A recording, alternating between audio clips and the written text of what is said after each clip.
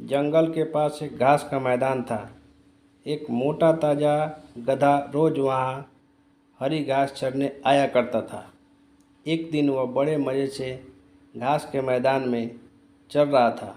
तभी जंगल में एक भेड़िया आ गया। वह शिकार की तलाश में निकला था। उसे बड़े जोरों की भूख लगी थी। गधे को देख वह बड़ा खुश हुआ और सोचने लगा, इस गधे का शिकार कर कई दिनों के भोजन का बंदोबस्त हो जाएगा। वह अवसर की ताक में एक पेड़ के पीछे छिप गया और गधे पर नज़र रखने लगा। घास चरते समय गधे ने उसे देख लिया था और वह समझ गया था कि भेड़िया उसे मारने की फिराक में है। वह यह सोच ही रहा था कि भेड़िया उसकी ओर आने लगा। जान बचाने के लिए गधे ने एक युक्ति लगाई और वह लंगड़ा कर चलने लगा। उसे यूं लंगड़ा कर चलते देख भेड़िए ने पूछा, क्यों, क्या बात है? तुम यूं लंगड़ा कर क्यों चल रहे हो?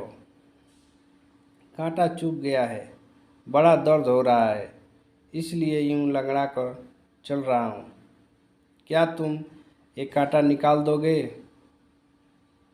भेड़िया चकित होकर बोला, मैं जानता हूँ भेड़िए भाई, तुम मुझे खाने के बारे में सोच रहे हो, मगर जब तुम मुझे खाओगे तब ये कांटा तुम्हारे गले में अक सकता है, इसलिए इसे निकालना ज़रूरी है। भेड़िए ने सोचा, गधा सही कह रहा है, खाते समय मैं बेकार की मुसीबत क्यों मोल लूँ। इसका कांटा निकाल ही देता हूँ, फिर इसे मारकर मज़े से खाऊंगा। वह बोला, जरा दिखाओ तो तुम्हें कहाँ कांटा चुभा है। गधे ने अपना पैर उठा दिया। भेड़िया उसके पैर के पास गया और कांटे को ढूंढने लगा। गधे ने देखा कि भेड़िए का ध्यान पूरी तरह उसके पैर पर है, तो उसने एक जोरदार दुलत्ती उसको मार दी। भेड़िया दूर फेंका गया। उसका सिर चकरा गया था। उसे दिन में तारे नजर आ गए।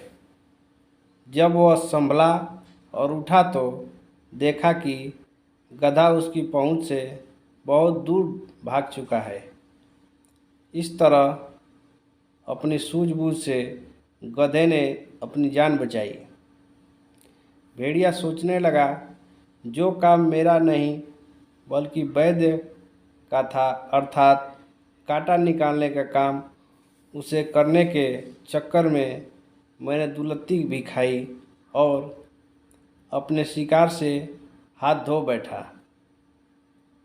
आइंदा से उस काम में कभी हाथ नहीं डालूँगा जो मुझे नहीं आता।